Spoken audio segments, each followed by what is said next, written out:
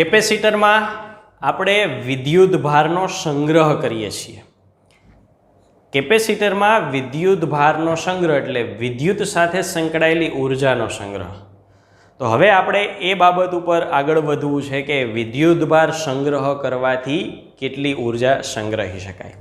એટલે કેપેસિટરમાંથી સંગ્રહિત ઉર્જા ઉપર આપણે આગળ વધીશું। ઉર્જા ઘનતાનો થિયરીમાં ઉલ્લેખ નથી, પણ એના પરથી જ મેળવવાની હોય એટલે આપણે સાથે એ પોઈન્ટ પણ અહીંયા કવર કરીશું।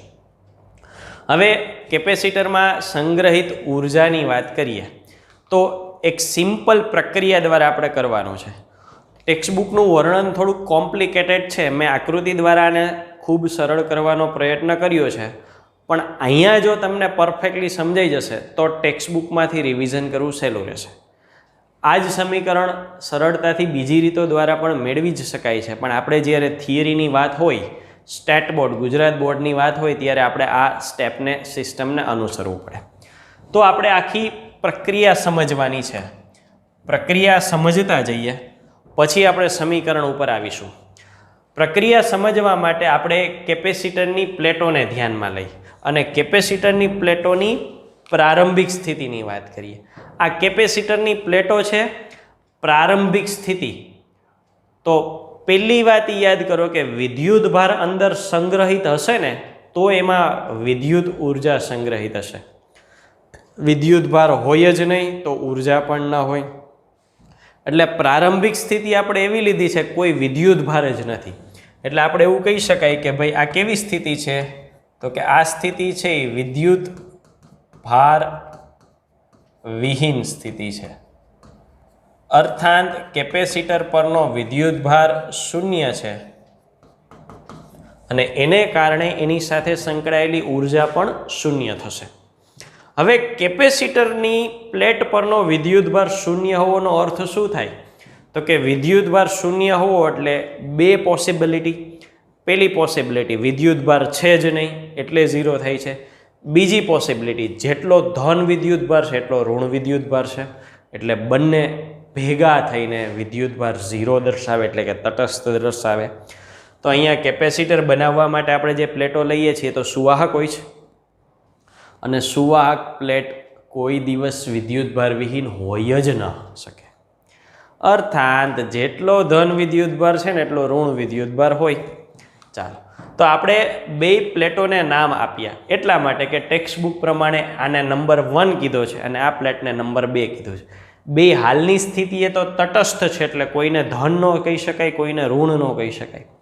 હવે એમાંથી એક પ્લેટને આપણે એનાલિસિસ માટે લઈએ। ધારો કે હું પ્લેટ નંબર 2ની વાત કરું છું તો પ્લેટ નંબર 2 તટસ્થ છે, એનો અર્થ શું થાય, જેટલા ધન વિદ્યુત ભાર છે ને એટલા જ ઋણ વિદ્યુત ભાર છે। 4 ધન વિદ્યુત ભાર છે એટલે 4 ઋણ વિદ્યુત ભાર છે, એને કારણે પ્લેટ 2 તટસ્થ છે। એવી જ સ્થિતિ પ્લેટ 1ની હોઈ શકે।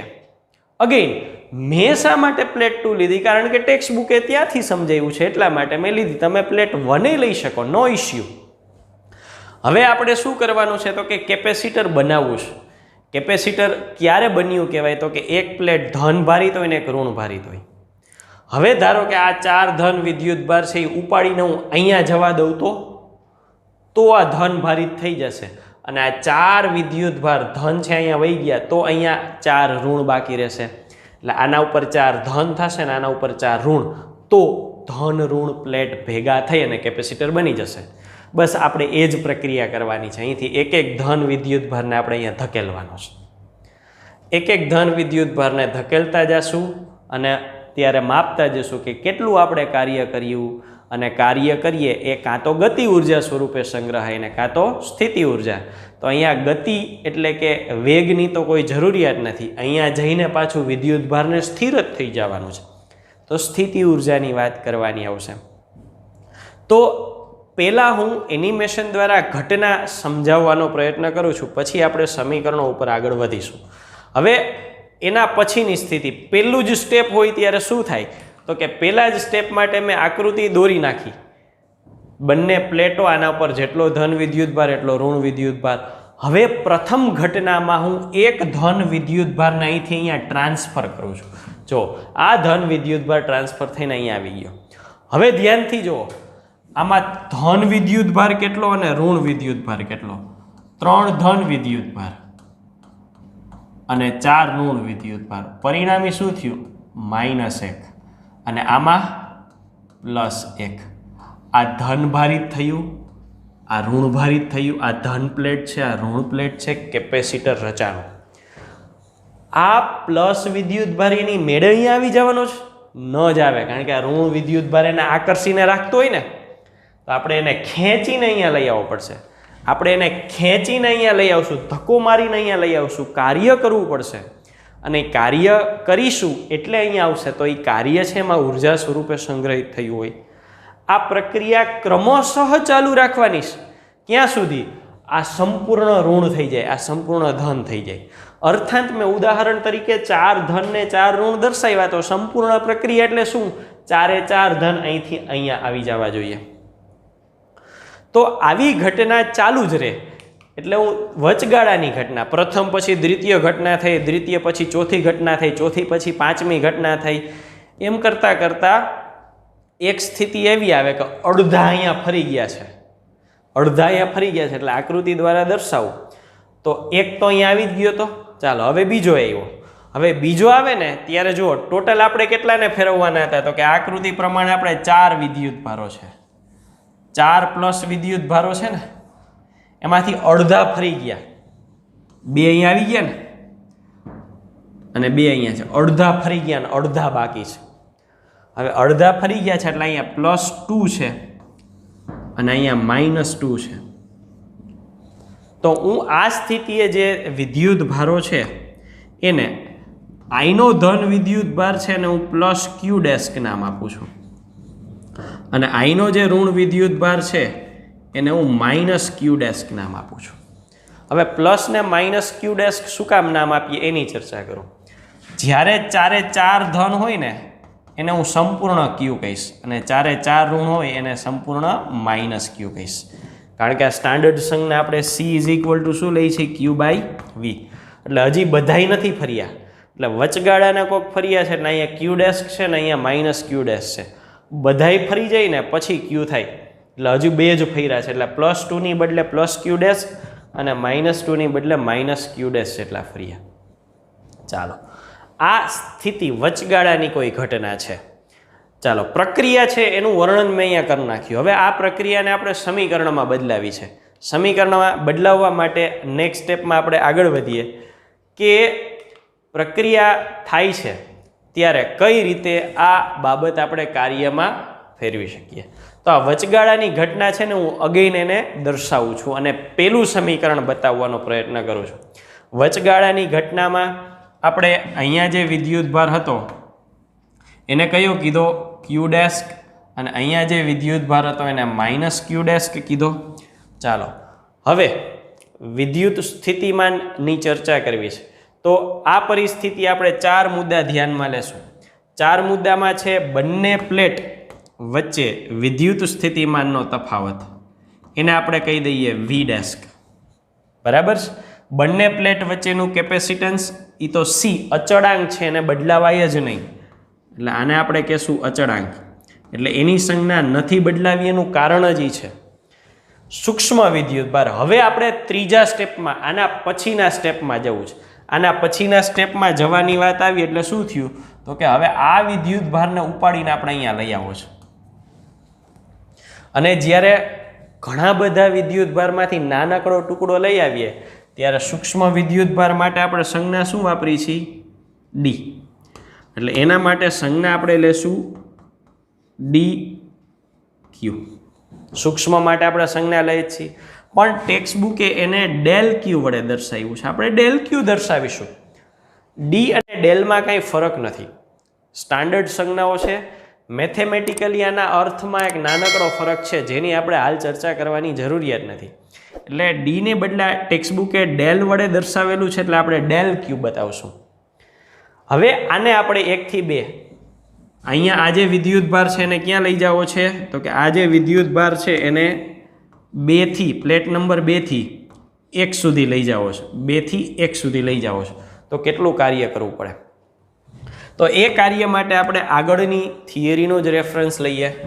ચાલો, W is equal two basic સમીકરણ F ડોટ dl અથવા F ડોટ dr,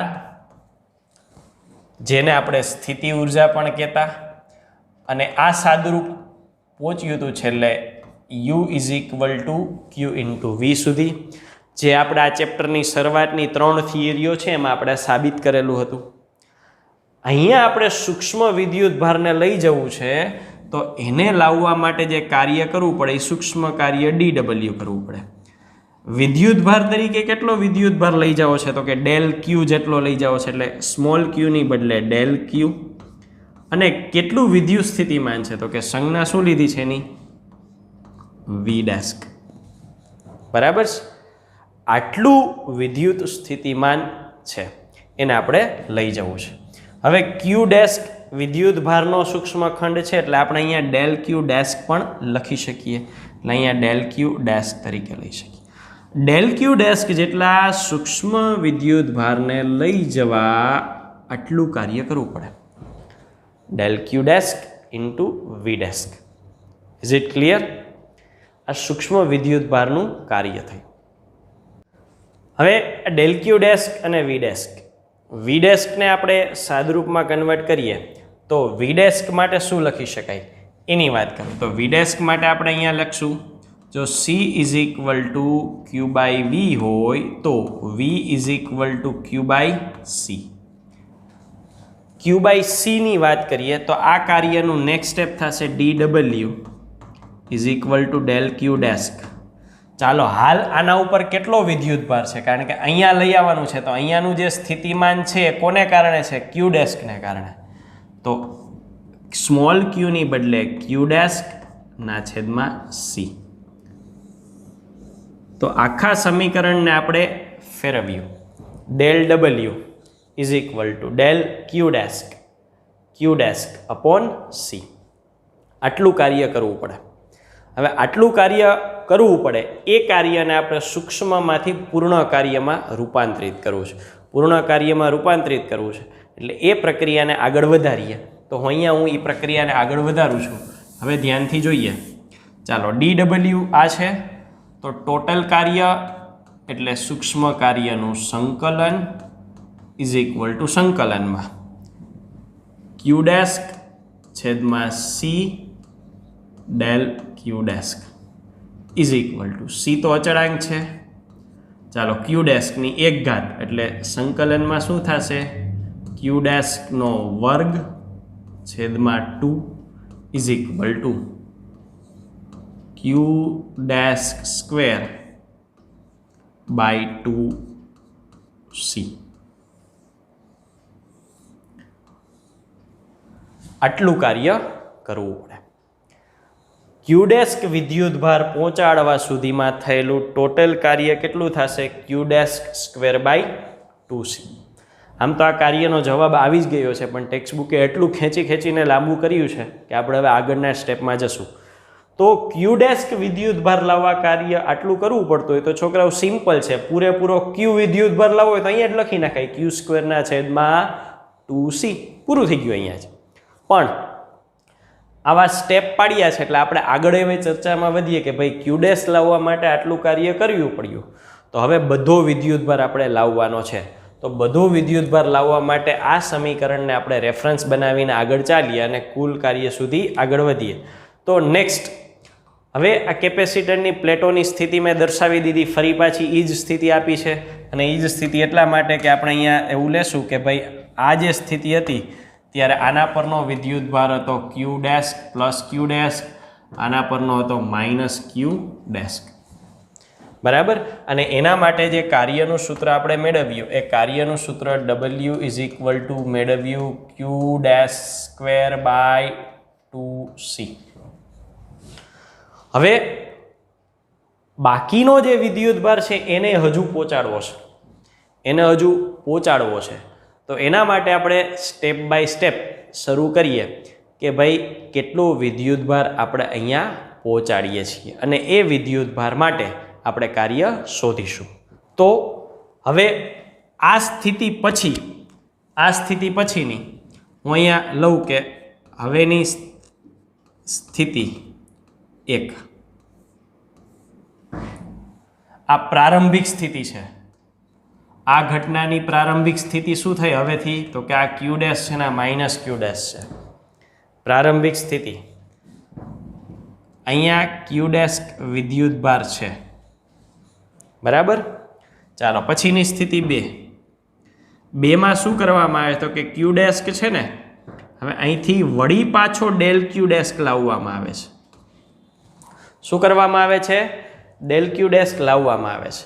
ડેલ ક્યુ ડેસ્ક લાવવામાં આવે તો હવે અહીંયા ટોટલ વિદ્યુતભાર કેટલો થયો?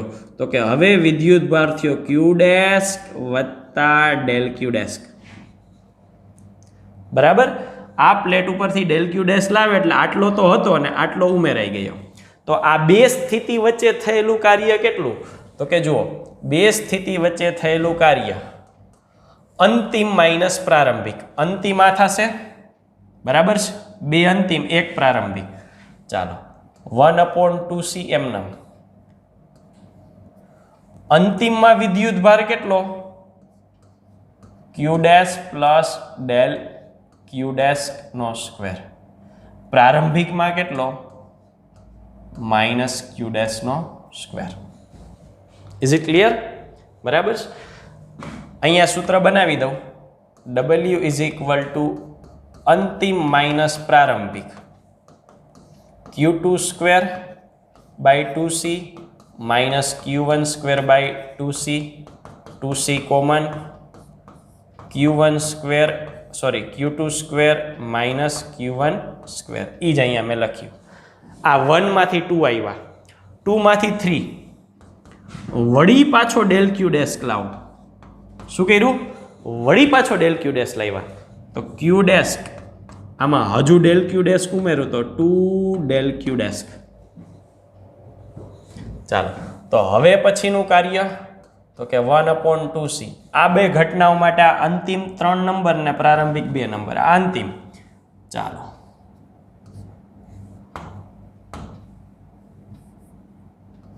ક્યુ ડેસ્ક વત્તા 2 ડેલ ક્યુ ડેસ્ક નો સ્ક્વેર માઇનસ 2 એના માટે પ્રારંભિક ગણાશે ક્યુ ડેસ્ક પ્લસ ડેલ ક્યુ ડેસ્ક નો સ્ક્વેર.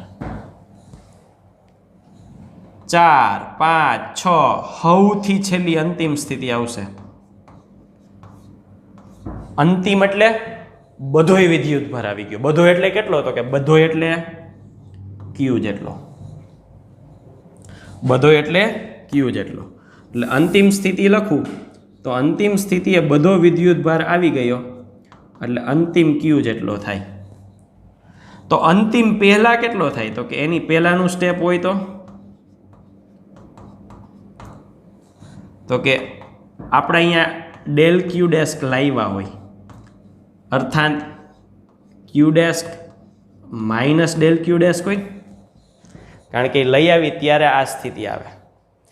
પછી હજુ એનાથી આગળ જાય તો ક્યુ ડેસ્ક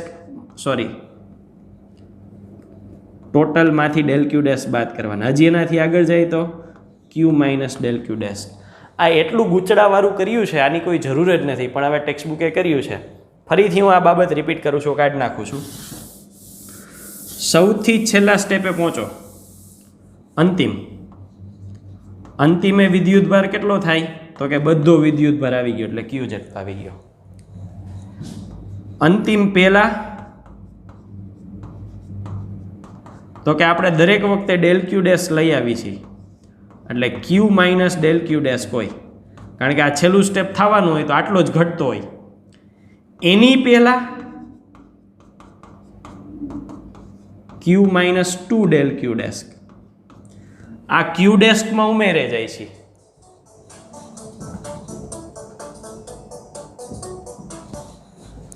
અને અહીંયા ક્યુમાંથી બાદ કરીએ છીએ. એટલે હું અંતિમ પહેલા અંતિમ આવી બે સ્થિતિઓ દર્શાવું. તો આ ત્રણેય ઘટનાઓ માટે શું થાય એની વાત કરીએ. તો આ ત્રણેય ઘટનાઓ માટે ડોટ ડોટ ડોટ કરીને અહીંયા બીજા 2 સ્ટેપ હું લખું છું. ચાલો આ બંને માટે આ અંતિમ અને આ પ્રારંભિક એટલે એના માટે 1/2c Q square minus Q minus del Q dash square. ચાલો હવે આ બે માટે લખું. એ બે માટે શું થાય? 1/2c, અંતિમ આ થશે અને પ્રારંભિક આ થશે, Q minus del Q dash square minus Q minus 2 del Q dash square. હવે ધ્યાનથી જુઓ, Q dash plus del Q dash, આ માઇનસ, એવી રીતે આ એના પછીના સ્ટેપમાં આના પછી હાઈલા જ રાખશે. છેલ્લે જો તો આની ઉપર જાઓ તો આ ઉડાડશે. આખામાં છેલ્લે બાકી શું રહેશે? તો કે સાવ પ્રક્રિયા કરતા કરતા છેલ્લે આવશો ને તો આટલો જ ભાગ રહેશે, બધું ઉડતું જશે. કારણ કે તો તમને પ્રશ્ન થશે, આનો ઉડાડું ને, આ મેળવું જ તું ને. ચાલો હજી અહીંયા લખી નાખો એક વખત, ક્યુ ડેશ સ્ક્વેરના છેદમાં 2c, એટલે આઈ ગયો. છેલ્લે શું બાકી વધ્યું? આ બાકી વધ્યું. એનો અર્થ આ બધું ઉડાડી દઉં ને તો શું થયું? તો કે પરિણામી કાર્ય મેળવવા માટે શું કર્યું? તો કે પહેલા સ્ટેપનું સૂક્ષ્મ કાર્ય, બીજા સ્ટેપનું સૂક્ષ્મ કાર્ય, એમ કરતાં કરતાં જેટલા આવ્યા એ બધાના સૂક્ષ્મ કાર્યનો સરવાળો કર્યો અને એ કેટલો થયો? ક્યુ સ્ક્વેર બાય 2c જેટલો થયો. હવે મેં હમણાં જ કીધું હતું કે આ જવાબ ઓલરેડી આગલા સ્ટેપમાં જ આપણે મેળવી લીધો હતો, પણ ટેક્સ્ટબુકે આ બાબતને બિનજરૂરી ખેંચીને મોટી કરી છે. એટલે થોડુંક સમજીને યાદ રાખશો તો સૂત્રો મોટા લાગે પણ છે કાંઈ નહીં, ખાલી એક સ્ટેપ સમજવાની છે. મેં જે પ્રક્રિયા સમજાવી એ સમજવાની, પછી સૂત્રો તો આપોઆપ બન્યા રાખશે. તો આ કાર્ય થયું અને એ કાર્ય એમાં ઉર્જા સ્વરૂપે સંગ્રહશે. તો કાર્ય એમાં ઉર્જા સ્વરૂપે સંગ્રહાય. હવે એ બાબતને આપણે થોડું ગોઠવણીપૂર્વક લખીએ તો લખીએ કે ભાઈ કેપેસિટરમાં સંગ્રહિત વિદ્યુત ઉર્જા કેટલી થાય? તો કે કેપેસિટર છે એમાં સંગ્રહિત વિદ્યુત ઉર્જા, કરેલું કાર્ય એ સ્થિતિ ઉર્જા સ્વરૂપે સંગ્રહાય અને એનું એક સમીકરણ આપણને મળ્યું ક્યુ સ્ક્વેર બાય 2c. આ એક સમીકરણ થયું. હજુ આમાં બીજું સમીકરણ આપણે મેળવી શકીએ. કેવી રીતે? તો કે c is equal to q by V છે. તો ક્યુ તરીકે હું સીવી લખું તો શું થાય? તો કે ક્યુ તરીકે સીવી લખો તો ક્યુ સ્ક્વેર, એની બદલે સીવી તો સી સ્ક્વેર વી સ્ક્વેર છેદમાં 2c, અને એક ઘાત સીની કેન્સલ થાય તો સાદરૂપ વધે u ઇઝ ઇક્વલ ટુ 2 છેદમાં એમ રહેશે સીની એક ઘાત અને વીનો વર્ગ, u is equal to 1/2 CV square. એટલે આ જે સમીકરણ છે વિદ્યુત ભાર અને કેપેસિટરના સંદર્ભમાં છે. આ છે એ કેપેસિટન્સ અને વોલ્ટેજ. અર્થાન તમને ગણતરી માટે રકમમાં કઈ માહિતી આપેલી છે એનો તમારે ઉપયોગ કરવાનો થાય. વોલ્ટેજ ન આપેલો હોય તો આ સૂત્ર વાપરી શકાય, વિદ્યુત ભાર ન આપેલો હોય તો આ સૂત્ર વાપરી શકાય.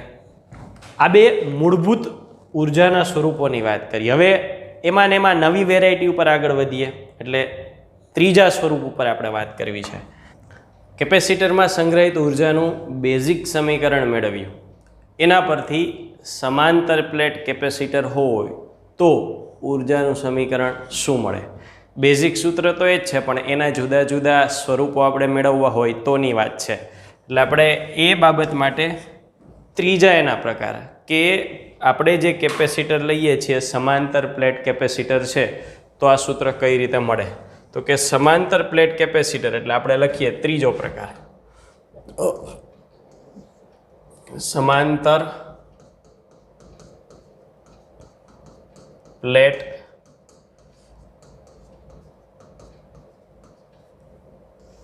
કેપેસિટર. સમાંતર પ્લેટ કેપેસિટર માટે આપણે એના કેપેસિટન્સનું સૂત્ર મેળવ્યું છે અને એ સૂત્ર કંઈક આ મુજબ હતું કે સમાંતર પ્લેટ કેપેસિટર માટે capacitance C is equal two epsilon 0 A/d. હવે જે ઉર્જાનું સૂત્ર મેળવ્યું છે એની સાથે આને મેચ કરીએ અને આ સ્વરૂપ સુધી પહોંચીએ તો ઉર્જાનું સૂત્ર આપણે શું મેળવ્યું છે? તો કે ઉર્જાનું સૂત્ર મેળવ્યું છે U is equal to 1/2 CV². એમાં C ની કિંમત તો અહીંયા છે, બરાબર છે. V માટે આપણે શું લઈ શકીએ? તો કે V ને પણ આપણે આમાં ફેરવીએ તો V માટે આપણી પાસે સમીકરણ આપણે ઘણી વખત વાપર્યું છે, તૈયાર છે, E ઇન્ટુ ડી. આ જે C અને V નું સમીકરણ છે એને આપણે અહીંયા મૂકીએ અને જોઈએ કે નવું સ્વરૂપ શું મેળવી શકીએ. તો એને મૂકીએ તો U is equal to 1/2 C તરીકે શું મૂકવાનું છે?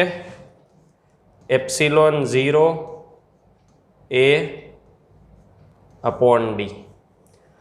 V તરીકે શું મૂકવાનું છે? E ઇન્ટુ ડી નો સ્ક્વેર. ચાલો સાદુરૂપ આગળ વધારીએ.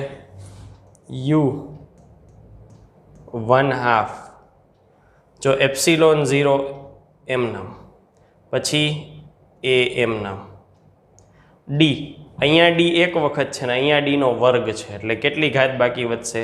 1 ઘાત, એટલે ડી. ચાલો હવે ઈનો વર્ગ છે, ઈનો વર્ગ. તો આને હું પ્રોપરલી લખું તો આ સમીકરણ શું થયું? તો કે પ્રોપરલી લખું તો સમીકરણ આવું કંઈક થશે સાદુરૂપના અંતે. Epsilon 0 E² A D. સમાંતર પ્લેટ કેપેસિટર માટે ઉર્જાનું સ્વરૂપ આ મુજબ થશે. આ સૂત્ર તો આપણે મેળવ્યું હતું, પણ એના પરથી A અને ડીના સ્વરૂપમાં. A અને ડી એટલે શું? તો કે કેપેસિટરના પરિમાણના સ્વરૂપમાં આપણે મેળવ્યું. આ ઉર્જા થયું. હવે એના પરથી ઉર્જા ઘનતા મેળવી છે. તો ઉર્જા ઘનતા મેળવવા માટે સાદુરૂપ લઈએ ધ્યાનમાં. ઉર્જા ઘનતા, જો દળ ઘનતા હોય તો દળના છેદમાં કદ એ પ્રમાણે ઉર્જા ઘનતા હોય તો ઉર્જા ઘનતા થાય ઉર્જા છેદમાં કદ. ઉર્જા ઘનતા કેટલી છે? રો. ઘનતાનો રો, ઇલેક્ટ્રિકલ એનર્જી વિદ્યુત ઉર્જાનો E, ઉર્જા તરીકે U અને કદ તરીકે V. અહીંયા જે V છે એ કદનો છે, વિદ્યુત સ્થિતિમાનનો નથી. ચાલો U આ સ્વરૂપ આપણને સહેલું પડશે. આ સમીકરણ લખીએ તો શું હતું? 1/2 epsilon 0 E² A into D. અને આગળ આપણે કદના સમીકરણ માટે ચર્ચા કરી છે. ડાઇલેક્ટ્રિક ચોસલા માટે જ્યારે આપણે પોલેરાઇઝેશન કેપિટલ P મેળવવું હતું ત્યારે કદ શોધ્યું હતું અને એ મળતું હતું A ઇન્ટુ ડી. સાદુરૂપ આપીએ A into D, A into D cancel. તો ઉર્જા ઘનતાનું સમીકરણ થયું ρE is equal to 1/2 epsilon 0 E². આ ઉર્જા ઘનતાનું સમીકરણ. અહીંયા પણ એવી જ વાત છે કે ઉર્જા ઘનતાના જુદા જુદા સ્વરૂપો મેળવી શકાય. આ એક સમીકરણ મેળવ્યું. વિદ્યુત ભારની ઘનતા ઉપરથી ઉર્જા ઘનતા મેળવવી હોય તો શું કરી શકાય? તો કે એપ્સિલોન 0ની બદલે અથવા તો કેપિટલ Eની બદલે આપણે સાદુરૂપ આપી શકીએ. શું આપી શકીએ? તો કે જો capital E is equal to sigma upon epsilon 0 લઈએ તો એના પરથી આનું નવું સ્વરૂપ શું લખી શકાય? તો કે ρE 1/2 એપ્સિલોન 0 E². E એટલે સિગ્મા અપોન એપ્સિલોન 0નો સ્ક્વેર. તો ρE 1/2 એપ્સિલોન 0નો વર્ગ છે ને આ ઘાત છે એટલે બાકી શું રહેશે? 1 ઘાત બાકી રહેશે. અંશમાં સિગ્માનો વર્ગ એટલે સિગ્મા વર્ગ. તો બીજું સમીકરણ આ સ્વરૂપનું થશે. ટૂંકમાં આપણી જરૂરિયાત પ્રમાણે આપણે જુદા જુદા સ્વરૂપો મેળવીએ. સ્ટાન્ડર્ડ સમીકરણ તરીકે ઉર્જા હોય તો 1/2 CV², આ બેઝિક સમીકરણ, અને બીજું સ્વરૂપ છે Q²/2C. અને એવી જ રીતે ઉર્જા ઘનતાનું બેઝિક સમીકરણ આ થાય પછી આપણી જરૂરિયાત પ્રમાણે આપણે વધારાનું સમીકરણ મેળવી શકીએ. તો આ થઈ ઉર્જા અને ઉર્જા ઘનતા